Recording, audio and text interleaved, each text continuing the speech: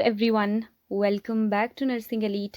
आज की वीडियो में हम इम्पॉर्टेंट क्वेश्चंस डिस्कस करेंगे फॉर यूपीसीएचओ एग्ज़ाम जो कि 9 सितंबर को है। तो और उसके साथ ही मैं एक और चीज़ यहाँ पे ऐड करूँगी कि करण कौर करके कोई सब्सक्राइबर हैं, उन्होंने मुझे कमेंट किया था कि आप ऑप्शंस भी साथ में क्वेश्चन में इंक्लूड किया कीजिए। जो पहले मैं वीडियोस बनाती थी उसमें मैं ऑप्शंस नहीं रखती थी, डायरेक्ट क्वेश्चन के साथ आंसर। तो उन्होंने मुझे सजेस्ट किया, तो मुझे काफ़ी अच्छा उनका सजेशन लगा, इसलिए मैं इन ऑप्शंस को भी साथ में इंक्लूड कर रही हूँ। So thank you so much Karan Kaur. So start करते हैं आज की video. First question is most important factor for therapeutic relationship. Therapeutic relationship का सबसे इंपॉर्टेंट फैक्टर क्या है? तो ट्रस्ट, प्रोफेशनलिज्म, नॉलेज या फिर ऑल। तो जो सबसे इंपॉर्टेंट फैक्टर है किसी भी नर्स पेशेंट, किसी भी थेराप्यूटिक रिलेशनशिप का, वो है ट्रस्ट। उसके बाद जो सेकेंड क्वेश्चन है that is in any hospital if nurse is showing undue concern and kindness for the patient it can be identified as.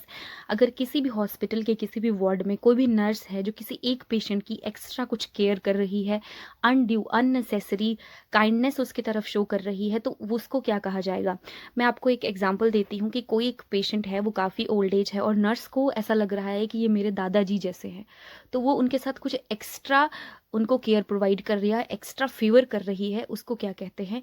Transference, counter transference, emotional attachment या sympathy. तो उसको कहते हैं काउंटर ट्रांसफेरेंस। या अगर patient के साथ ऐसा हो रहा है, पेशेंट को लग रहा है कि नर्स मेरी बेटी जैसी है, मेरी बहन जैसी है, या मेरी किसी भी रिलेशनशिप को वो कंपेयर कर रहा है उसके साथ, तो उसको कहते हैं ट्रांसफेरेंस। इस क्वेश्चन का आंसर होगा काउंटर ट्रांसफेरेंस। उसके बाद हम नेक्स्ट क्वेश्चन देखते हैं, written documentation of verbal interaction between client and nurse is known as. तो उसको कहते हैं, ऑप्शंस हैं process recording, MSC mental status examination, C anecdote या नन। तो उसको कहते हैं प्रोसेस रिकॉर्डिंग। उसके बाद जो नेक्स्ट क्वेश्चन है that is example of non therapeutic communication, reflecting, restating, listening, belittling. तो रिफ्लेक्टिंग, रीस्टेटिंग, लिसनिंग जो है तीनों ही थेरेप्यूटिक कम्युनिकेशन के टाइप्स हैं, एग्जाम्पल्स हैं। बी लिटलिंग क्या है? किसी को नीचा दिखाना, किसी को लो फील कराना, तो वो एक थेरेप्यूटिक कम्युनिकेशन का एग्जाम्पल नहीं है, वो है नॉन थेरेप्यूटिक कम्युनिकेशन। तो इसका आंसर होगा बी लिटलिंग। उसके बाद अगला है which disease is characterized by Bleuler's 4A। कौन सी डिजीज में ब्लूलर के 4A होते हैं? स्किज़ोफ्रेनिया, डिप्रेशन, बाइपोलर डिसऑर्डर या OCD, ऑब्सेसिव कंपल्सिव डिसऑर्डर। तो इसका आंसर होगा स्किज़ोफ्रेनिया। साइकेट्री का सबसे कॉमनेस्ट क्वेश्चन। तो ब्लूलर के जो 4A हैं उसमें क्या क्या आता है? एक आता है A से ऑटिज्म, सेकेंड A से आता है एसोसिएटिव लूजनिंग, अफेक्टिव डिस्टर्बेंस, और जो फोर्थ A है उससे आता है एम्बीवेलेंस। तो ये थे ब्लूलर के 4A। उसके बाद है अगला question, false, persistent and unshakable beliefs. उसको क्या कहते हैं? डिल्यूजन, ऑब्सेशन, कंपल्शन या इल्यूजन। तो उसको कहा जाता है डिल्यूजन। इसमें जो पेशेंट को लगता है कि जो मुझे लग रहा है वो सही है, पर उसका बिलीफ जो है वो फॉल्स होता है और over a long period of time persistent होता है, और किसी भी सजेशन से, किसी भी एडवाइस से वो चेंज नहीं होता, वो अनशेकेबल होता है। उसके बाद जो नेक्स्ट क्वेश्चन है that is most common type of hallucinations, auditory, tactile, visual या ऑल्फैक्टरी। तो सबसे जो कॉमन टाइप के हेल्यूसिनेशन हैं वो हैं ऑडिटरी हेल्यूसिनेशन। टेक्टाइल हेल्यूसिनेशन क्या है? उनमें पेशेंट को लगता है मेरी बॉडी पे, उनको कुछ बॉडी पे सेंसेशंस फील होती हैं, जबकि एक्चुअल में वहाँ कुछ नहीं होता। विजुअल हेल्यूसिनेशंस में क्या है? उसमें कुछ ऐसी चीज़ें उसको दिखती हैं जो नॉर्मली प्रेजेंट नहीं होती। ऑल्फैक्टरी में ऐसी कोई स्मेल्स को वो परसीव करता है जो नॉर्मल में नहीं होती। उसके बाद है most common type of phobia, social phobia, simple phobia, agoraphobia या फिर क्लॉस्ट्रोफोबिया। तो जो अगोराफोबिया है वो सबसे कॉमन टाइप का फोबिया होता है। Agoraphobia fear of open spaces, patient open जगहों पे जाने से डरता है, जैसे कि मार्केट, जैसे कि कोई भी क्राउडेड एरिया, जैसे कोई कहीं पे कोई गैदरिंग हो रही है, कोई मॉल है जहाँ पे भी। और जो क्लॉस्ट्रोफोबिया है, क्लॉस्ट्रोफोबिया में क्या होता है? फियर ऑफ क्लोज्ड स्पेसेस, बंद जगहों से डर, जैसे कि लिफ्ट में। आपने बहुत सारे इंडियन सीरियल्स में ये दिखाते हैं कि जो हीरोइन है, जो लीडिंग हीरोइन है, वो लिफ्ट में जाने से डर रही है। तो क्लॉस्ट्रोफोबिया ये बहुत ही एक कॉमन टर्म है। उसके बाद एक social phobia. Social phobia social situations से डर, जैसे कि स्टेज फोबिया, बोलने, स्टेज पे बोलने से डर, कोई परफॉर्म करने से डर, किसी के सामने कुछ डेमोन्स्ट्रेट करने से डर। उसके बाद नेक्स्ट है sudden involuntary movement which is purposeless in nature. ऐसी सडन इन्वॉलंटरी मूवमेंट जो कि पर्पजलेस है वो क्या है? टिक डिसऑर्डर, मैनरिज्म्स, कैटाटोनिया या वैक्सी फ्लेक्सिबिलिटी। तो उसको कहते हैं टिक डिसऑर्डर। सडन कोई मूवमेंट है, इन्वॉलंटरी है, पेशेंट करता है। तो इसका मैं आपको याद रखने का तरीका बताऊं, जैसे आप किसी रूम में बैठे हैं और घड़ी की आवाज़ आप एकदम से नोटिस करते हैं, टिक टिक टिक टिक टिक, आप सडनली नोटिस करते हैं और वो एक इन्वॉलंटरी मूवमेंट होती है जो आपके कंट्रोल में नहीं होती, तो उसको कहते हैं, उसको याद रखने के लिए मैं बता रही हूँ, टिक डिसऑर्डर। और वैक्सी फ्लेक्सिबिलिटी, मैनरिज्म भी सिंपली पेशेंट कोई ऐसी इन्वॉलंटरी एक्टिविटीज़ करता है जो पर्पजलेस ही होती हैं सेम। और वैक्सी फ्लेक्सिबिलिटी क्या है? वैक्सी फ्लेक्सिबिलिटी में एक एग्जांपल हम देखते हैं साइकोलॉजिकल पिल्लो। साइकोलॉजिकल पिल्लो में क्या होता है, जो पेशेंट है उसको ऐसा लगता है कि मेरे सर के नीचे पिल्लो है और वो उसी पोजीशन में हेड को ऊपर करके ही लेटा रहता है काफ़ी टाइम तक। वैक्सी फ्लेक्सिबिलिटी में हम किसी भी अनकंफर्टेबल पोजीशन में चले जाते हैं और उसको सस्टेन करके रखते हैं बहुत लंबे टाइम के लिए। वो लंबा टाइम 72 आवर्स भी हो सकता है, 48 आवर्स भी हो सकता है। तो ये पेशेंट्स में देखा जाता है। उसके बाद जो नेक्स्ट है दैट इज ओमेगा साइन। तो ओमेगा साइन है एंजाइटी, डिप्रेशन, ओसीडी या बीपीएडी, बाइपोलर अफेक्टिव डिसऑर्डर। तो ओमेगा साइन देखा जाता है डिप्रेशन वाले पेशेंट्स में। ओमेगा साइन में क्या होता है कि जो पेशेंट का फोरहेड है अगर आप उसको देखेंगे तो उसमें कुछ लाइंस आपको दिखेंगी जिसमें ओमेगा की तरह शेप बनी हो। उसके बाद अगला क्वेश्चन है that is profound mental retardation is IQ below. Profound mental retardation किसको कहते हैं? बिलो 20, बिलो 120, बिलो 70 या बिलो 50। तो बिलो 20 को कहते हैं प्रोफाउंड मेंटल रिटार्डेशन। ये डिपेंडेबल, ये हाईली डिपेंडेंट होते हैं, इनको ट्रेन नहीं किया जा सकता, ये दूसरे पर ही डिपेंड होते हैं अपने सर्वाइवल के लिए। उसके बाद अगला क्वेश्चन है disulfiram therapy is indicated in. Disulfiram therapy किस में देते हैं? Acute alcohol intoxication, alcohol dependence, cannabis dependence या ओपियम इंटॉक्सिकेशन। तो अल्कोहल डिपेंडेंस में करते हैं डाइसल्फिराम थेरेपी। उसके बाद नेक्स्ट है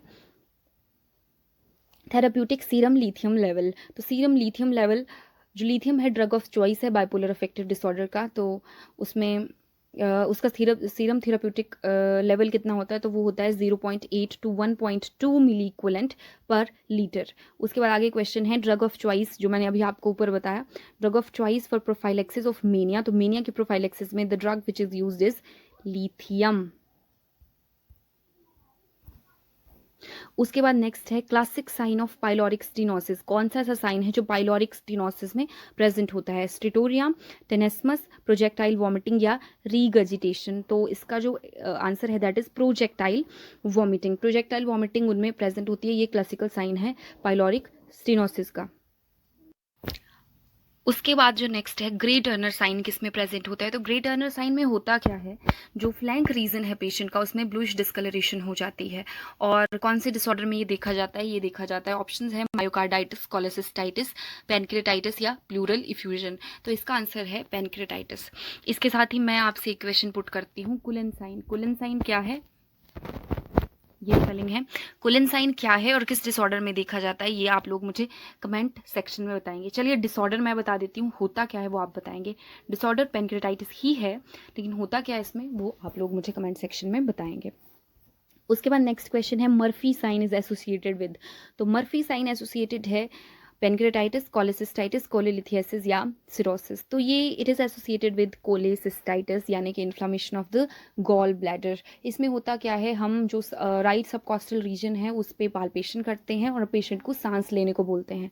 तो जब हमें इंस्पिरेशन के टाइम पे पेन अगर पेशेंट को फील होता है then it is known as positive Murphy sign. उसके बाद नेक्स्ट क्वेश्चन है absence of HCl production in stomach, achlorhydria, hypochlorhydria, insomnia या नन। तो HCl प्रोडक्शन बिल्कुल बंद हो रही है स्टमक में तो उसको कहते हैं एक्लोरहाइड्रिया। अगर कम हो रही है, प्रोडक्शन हो रही है बट नॉर्मल से कम, then it is known as hypochlorhydria. Insomnia you all know, lack of sleep. And next option next है McBurney tenderness is associated with. McBurney tenderness में होता क्या है, जो हमारा राइट इलियक क्रेस्ट है और एम्ब्लाइकल रीजन है उनके बीच में हम एक ओब्लिक लाइन ड्रॉ करें और उस लाइन का मिड पॉइंट अगर हम फाइंड आउट करें तो वहाँ पे जब हम वहाँ पे पेशेंट को पेन और टेंडरनेस फील होती है उसको कहते हैं, वो उस पॉइंट को कहते हैं मैकबर्नी पॉइंट और उस पेन को कहते हैं मैकबर्नी टेंडरनेस। और ये किस डिसऑर्डर का क्लासिकल साइन है? It is a sign of appendicitis, appendix का inflammation. Next question is most effective copper T. Most effective form कौन सी है कॉपर टी की? कॉपर टी 380, 220, 200, 250 तो 380 जो है वो सबसे इफेक्टिव फॉर्म है कॉपर टी का, और सबसे ज़्यादा लाइफ लॉन्ग ये सबसे ज़्यादा लाइफ है इसकी 10 ईयर्स तक। तो उसके बाद जो नेक्स्ट क्वेश्चन है दैट इज़ हाइपरकेलीमिया।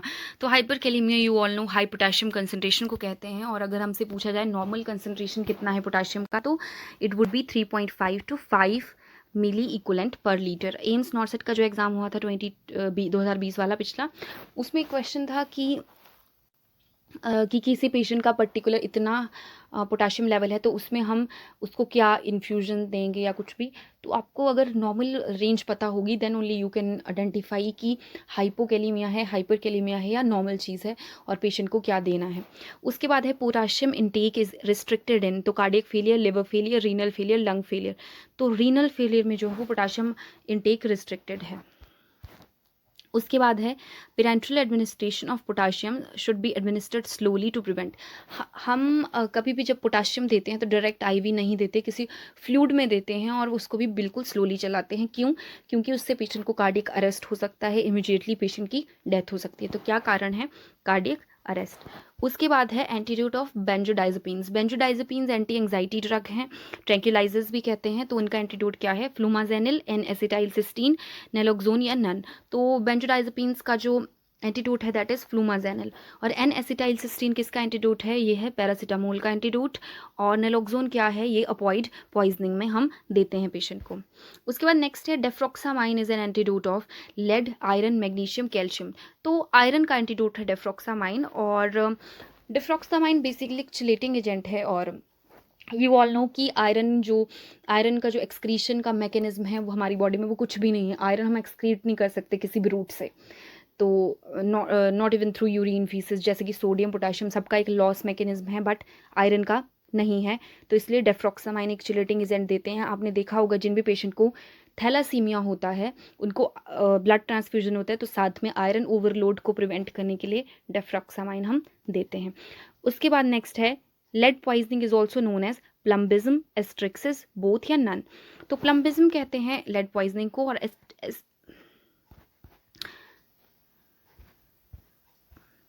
प्लम्बिज्म और एस्ट्रिक्सिस क्या है? ये एक फ्लैपिंग ट्रेमर्स हैं। फ्लैपिंग ट्रेमर्स और किस डिजीज़ में देखे जाते हैं? ये हैंड की फ्लैपिंग मूवमेंट, ये देखे जाते हैं लिवर सिरोसिस में। उसके बाद नेक्स्ट है earliest symptom of colorectal cancer. तो सबसे अर्लीस्ट सिम्टम जो है कोलोरेक्टल कैंसर का वो है blood in stools, change in bowel habit, flatulence या स्टिटोरिया। चेंज इन बॉवल हैबिट जो है वो अर्लीस्ट सिम्टम है। स्टिटोरिया क्या है? इसमें फैट्स ज़्यादा होते हैं स्टूल में, तो उसको स्टिटोरिया कहते हैं। Earliest sign of lung cancer haemoptysis, persistent cough, hoarseness of voice या चेस्ट इन ड्रॉइंग। तो जो अर्लीस्ट साइन है दैट इज परसिस्टेंट कफ। और हिमोप्सिस क्या है? स्पुटम में ब्लड आना हिमोप्सिस कहते हैं। उसके बाद नेक्स्ट है persistence hoarseness of voice is indicative of laryngitis, laryngeal cancer, oesophageal cancer या फिर टॉन्सिलाइटिस। तो बहुत लंबे टाइम से अगर हॉर्सनेस रह रही है वॉइस में तो उसको कहते हैं लैरिंजियल कैंसर। उसके बाद है inflammation of walls and inner layer of heart is known as. अगर इनर लेयर ऑफ हार्ट की इन्फ्लामेशन हो रही है तो उसको क्या कहते हैं? एंडोकार्डाइटिस, मायोकार्डाइटिस, पेरिकार्डाइटिस या एपिकार्डाइटिस। तो उसको कहते हैं एंडोकार्डाइटिस। और ये होता किसकी वजह से है? बीटा हिमोलिटिक स्ट्रेप्टोकोकाई, और इसमें ड्रग ऑफ चॉइस हमारी पेंसिलिन रहती है। उसके बाद है drug of choice for treatment of congestive cardiac failure. तो कौन सी ड्रग है? डाइजॉक्सिन, एड्रीनलिन, डाइजेपाम या अटीनोलोल। तो डाइजॉक्सिन जो है वो ड्रग ऑफ चॉइस है इसमें, और it is a cardiac glycoside. उसके बाद क्या है? Normal therapeutic range of serum digoxin. तो सीरम डाइजॉक्सिन का जो नॉर्मल थेरेप्यूटिक रेंज है आपके पास 4 ऑप्शंस हैं, 0.2, 0.5 टू 0.5, 0.5 टू 2.2, 2.2 टू 3, 3 टू 4। तो इसका जो करेक्ट आंसर है दैट इज़ 0.5 टू 2.2। ये क्वेश्चन काफ़ी ज़्यादा इंपॉर्टेंट है। उसके बाद नेक्स्ट है largest artery of human body. तो ह्यूमन बॉडी की सबसे लंबी artery that is aorta, carotid artery, subclavian artery या पल्मोनरी आर्टरी। तो जो लार्जेस्ट आर्टरी है दैट इज़ अयोटा। उसके बाद नेक्स्ट क्वेश्चन है नॉर्मल कार्डियक आउटपुट कितना होता है हमारी बॉडी का? Normal cardiac output 5 litre, 7 litre, 10 litre या 3 लीटर। तो नॉर्मल जो ह्यूमन एडल्ट्स हैं उनकी बॉडी का कार्डिक आउटपुट होता है 5 लीटर, लेकिन एथलीट्स जो लोग हैं उनका ज़्यादा, बहुत ज़्यादा हो सकता है 10-15 लीटर तक। और कार्डिक आउटपुट निकालते कैसे हैं, इसका एक फॉर्मूला है stroke volume into heart rate. तो स्ट्रोक वॉल्यूम हमारा नॉर्मली होता है 70 ml तक, और हार्ट रेट तो you all know 70 to 72 beats. तो इसको जब हम मल्टीप्लाई करते हैं तो 5 litres would be the answer. उसके साथ ही मैं आपको एक चीज़ बता दूं कि stroke volume is the amount of blood ejected by heart in each cardiac cycle. Cardiac cycle 0.8 seconds की होती है, उसमें जो हमारा हार्ट ब्लड को इजेक्ट आउट करता है उसको कहते हैं स्ट्रोक वॉल्यूम, जो कि 70 ml है। और कार्डिक आउटपुट क्या है, मल्टीप्लाई कर रहे हैं हार्ट रेट से, तो इसका मतलब कि 1 मिनट में हमारा हार्ट जितना ब्लड इजेक्ट आउट करता है उसको कहते हैं cardiac output, which is 5 litre. Next question, respiratory drive is maintained in COPD client by. Question की सेंस मैंने कुछ और ही लिख दिया है, वैसे actual question, respiratory drive in COPD client is maintained by oxygen, carbon dioxide, nitrogen या ऑक्सी हीमोग्लोबिन। तो इसका आंसर है ऑक्सीजन। और जो हम लोग हैं, हमारे अंदर जो नॉर्मल लोग हैं, उनमें जो रेस्पिरेटरी ड्राइव है वो मेंटेन होती है कार्बन डाइऑक्साइड से। इसीलिए आपने सुना होगा कि कभी भी अगर सीओपीडी का पेशेंट आता है तो डॉक्टर या जो नर्सेज होती हैं वो बोलती हैं कि हमें इनको ज़्यादा ऑक्सीजन का फ्लो रेट ज़्यादा नहीं रखना, 2 लीटर्स तक ही रखना होता है, उससे ज़्यादा नहीं रखना। सीओपीडी के क्लाइंट में ज़्यादा ऑक्सीजन नहीं देनी है, वो इसीलिए कि उनका उनका ड्राइव रिवर्सल हो जाता है, उनको ऑक्सीजन से ड्राइव मिलती है। तो अगर हम बहुत ज़्यादा ऑक्सीजन दे देंगे तो उनके ब्रेन को पता ही नहीं चलेगा कि कब सांस लेनी है, और वो सांस नहीं लेंगे, then it will result in their death. उसके बाद नेक्स्ट है definitive diagnosis of chest of TB. TB का डेफिनेटिव डायग्नोसिस क्या है, chest X-ray, Mantoux test, sputum culture या थोरासेंटेसिस। तो ये सब टेस्ट हम टीबी के लिए करते हैं, बट जो डेफिनेटिव डायग्नोसिस है दैट इज स्पुटम कल्चर। और मेंटॉक्स टेस्ट में आप लोगों को पता होगा 0.5 ml हम प्योरीफाइड प्रोटीन डेरिवेटिव को इंट्राडर्मली इंजेक्ट करते हैं, उसके थोड़ी देर बाद हम जो फिल्ट्रेशन है उसको चेक करते हैं। Next question, haemophilia A is caused by the deficiency of clotting factor 8, 9, 10 या 9, 10, 7, 8, 9 या 10। तो ये होता है due to the deficiency of factor 8, और जो फैक्टर 9 है उसकी डेफिशिएंसी से होता है हमको हीमोफीलिया बी। दोनों ही याद रखने हैं। उसके बाद नेक्स्ट है विच exercise is suggested by physician for fistula maturation. Fistula maturation आपको पता ही है, जब हीमोडायलिसिस होता है तो आर्टीरियो वीनस फिस्टुला क्रिएट किया जाता है। आप उसको फील भी करते हैं, थ्रिल फील होती है जब हम उसकी रेडियल आर्टरी को चेक करते हैं उस पेशेंट की को। तो और उस आर्म से हमको बीपी लेना भी मना होता है। तो उसके लिए जो एक्सरसाइज है that is for 4 to 6 weeks, 4 से 6 वीक्स के लिए करना होता है। स्क्वीजिंग द बॉल एक्सरसाइज, जैसे हम किसी बॉल को स्क्वीज कर रहे हैं उस तरह से हैंड मूवमेंट करनी होती है। Next is first sign of graft rejection. जब भी हम किसी में जैसे किडनी ट्रांसप्लांटेशन कर दी, मान लीजिए किडनी की बात हो रही है यहाँ पे, तो उसमें फर्स्ट साइन अगर रिजेक्ट करती है हमारी बॉडी, उसको फॉरेन मान लेती है, तो क्या होगा, टेंडरनेस, फीवर, इंक्रीज्ड क्रेटिनिन या रैश। तो फीवर तो आएगा डेफिनेटली, रैशेस भी होंगी, वो बात की बात है। जो अर्लीस्ट साइन है that would be increased creatinine level, जो सीरम में क्रेटिनिन का लेवल है इट विल इंक्रीज। और क्यों increase, because kidneys will not filter the blood, will not filter the waste products.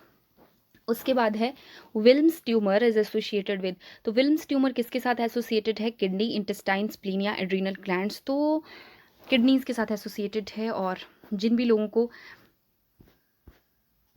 Wilms tumour होता है उनके साथ एक साइन बोर्ड लगा होना चाहिए, डू नॉट पाल्पेट एब्डोमेन, क्योंकि अगर हम पाल्पेट करेंगे एब्डोमेन को तो there are more chances of infiltration of the metastatic tissues and metastasis of cancer. तो इसलिए डू नॉट पाल्पेट एब्डोमेन का जहाँ पे उनकी फाइल पे लिख रखा होगा या फिर साइन बोर्ड, तो I don't think that we do in hospital settings, but या दिस इज व्हाट।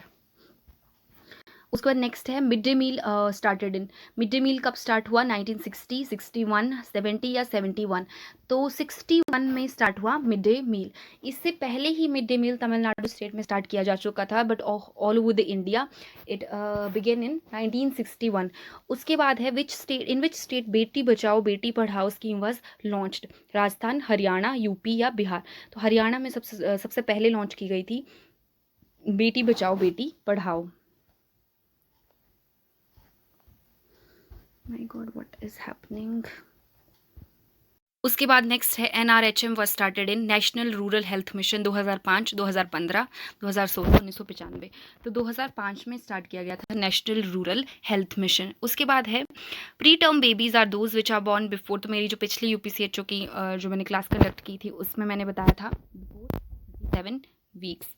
उसके बाद है breast feeding week is celebrated in first week of March, first week of July, first week of August, first week of September. तो इसका जो answer है that is first week of August. उसके बाद है vitamin C deficiency cause, vitamin C deficiency को क्या cause करती है, मेगेलोब्लास्टिक अनीमिया, ग्लोसाइटिस, स्कर्वी या बिटॉट स्पॉट। तो स्कर्वी, बिटॉट स्पॉट होते हैं due to the deficiency of vitamin A, megaloblastic anaemia due to the deficiency of vitamin B12 which is B12 or B6 maybe. Actually I'm not remembering right now what is the exact, but B complex का ही कोई vitamin है। उसके बाद है 3D in hospital waste management means, 3D का क्या मतलब है हॉस्पिटल वेस्ट मैनेजमेंट में, disinfection, disposal, drainage, discard, disinfection, drainage, destruction, deburial, drainage, destruction, deburial, disposal. तो इसका जो आंसर है दैट इज डिसइंफेक्शन, डिस्पोजल या ड्रेनेज, ऑप्शन 1। उसके बाद नेक्स्ट क्वेश्चन है best method of refuse disposal, incineration, dumping, chemical treatment या कंपोस्टिंग। तो जो सबसे बेस्ट मेथड है रिफ्यूज डिस्पोजल का दैट इज इंसिनरेशन। उसके बाद नेक्स्ट है बेबी फ्रेंडली हॉस्पिटल इनिशिएटिव कब स्टार्ट हुआ, BFHI, 1993, 1991, 1996 या 1990। तो 1993 में स्टार्ट किया गया। उसके बाद है Widal test is the diagnosis of, Widal test किस केस में करते हैं, एंटेरिक फीवर, मलेरिया, कॉलेरा या प्लेग। तो एंटेरिक फीवर यानी कि टाइफॉइड के केस में करते हैं विडाल टेस्ट, उसका ये डायग्नोसिस है। उसके बाद है while wearing sterile gloves, first glove need to be worn in any hand, dominant hand, non dominant hand या ऑलवेज राइट हैंड। तो इसका आंसर होगा डोमिनेंट हैंड में सबसे पहले पहनते हैं। उसके बाद है क्लीनिंग ऑफ बेड सोर्स, जो बेड सोर्स हैं, जो डेक्यूबिटस अल्सर हैं, उसको कैसे क्लीन करते हैं, inner to outer, outer to inner, any anyhow भी करना हो, नन। तो इसका जो करेक्ट आंसर है that is outer to inner. इसके साथ ही मैं एक और पॉइंट ऐड कर दूं कि ब्रेडन स्केल जो है यूज़ होता है बेड सोर्स को मेजर करने के लिए। उसके साथ ही 2 और स्केल हैं, नॉर्टन स्केल और वाटरलू स्केल। तो तीनों स्केल जो है वो बेड सोर्स या फिर प्रेशर अल्सर्स, डेक्यूबिटस अल्सर्स के केस में यूज़ होते हैं। उसके बाद है in lumbar puncture the needle inserted between, lumbar puncture में नीडल कहाँ पे इंसर्ट की जाती है, L3 L4 के बीच में, L1 L2 के बीच में, L4 L5 के बीच में, L2 L3 के बीच में। तो आंसर है L3 एंड L4। उसके बाद है ट्रेकियोस्टमी कहाँ पे की जाती है, कौन सी ट्रैकियल रिंग के बीच में, तो वो की जाती है 2nd and 3rd tracheal ring के बीच में।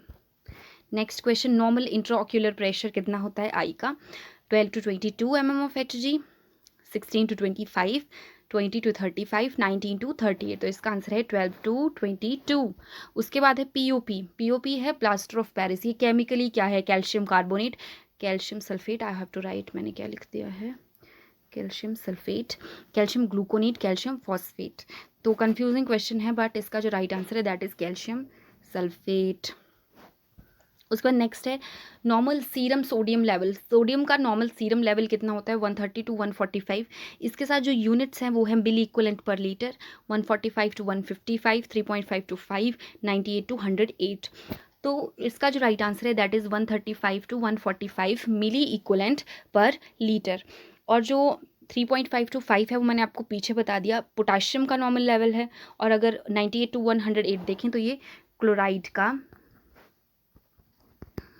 नॉर्मल सीरम लेवल है। उसके बाद है question, glycosylated haemoglobin measure mean plasma glucose concentration over 7 days, over 30 days, over 90 days या ओवर 70 डेज।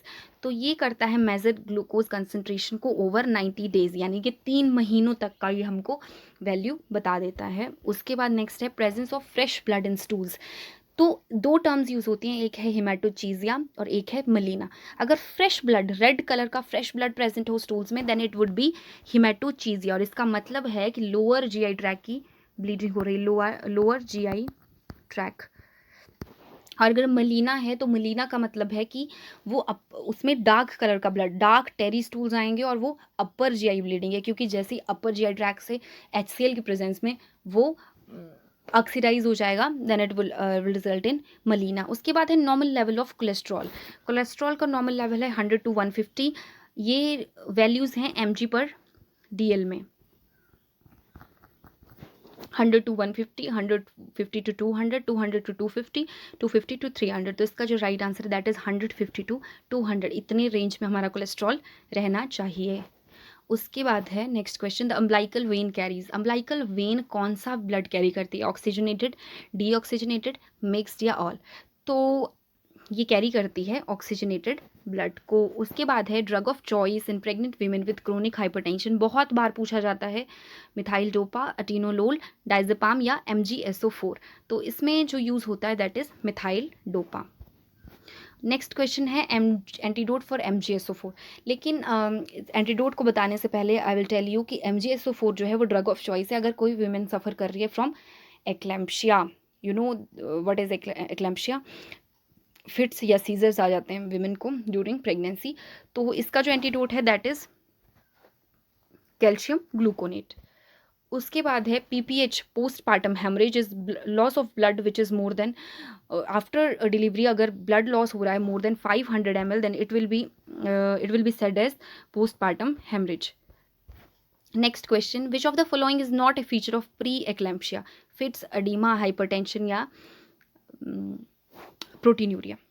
तो इसका आंसर होगा फिट्स, क्योंकि वो देखे जाएंगे एक्लैम्पशिया में। और प्री एक्लैम्पशिया में आपको बता दूं, जो प्री एक्लैम्पशिया का प्री है, P स्टैंड करेगा प्रोटीन्यूरिया के लिए, R स्टैंड करेगा राइज इन BP के लिए और E स्टैंड करेगा एडीमा के लिए। तो आपको ऐसे याद रखना है।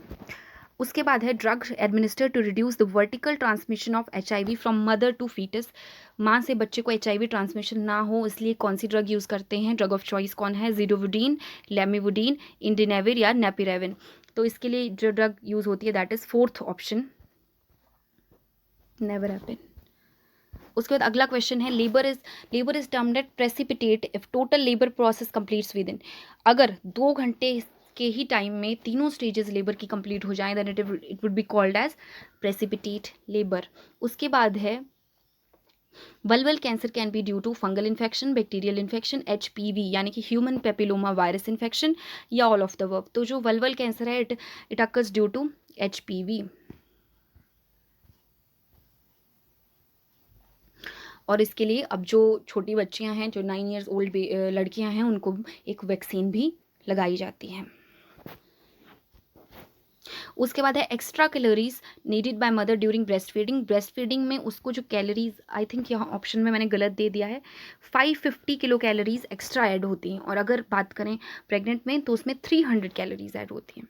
उसके बाद है prepared ORS solution is stable for the जो हमने ORS का सोल्यूशन प्रिपेयर किया है उसको हम कितनी देर तक यूज़ कर सकते हैं? उसको हम यूज़ कर सकते हैं विद इन 24 आवर्स। एक दिन के अंदर अंदर हमको जब बनाया है उसमें यूज़ करना होता है। उसके बाद जो नेक्स्ट क्वेश्चन है that is most important cause of diarrhoea in infants and children. तो सबसे इंपॉर्टेंट कॉज है एस्चेरिशिया कोलाई, रोटा वायरस, साल्मोनेला या विब्रियो कॉलेरा। तो रोटा वायरस जो है, और इसके लिए आपको पता है रोटा वायरस वैक्सीन भी ऐड है हमारे इम्यूनाइजेशन स्केड्यूल में।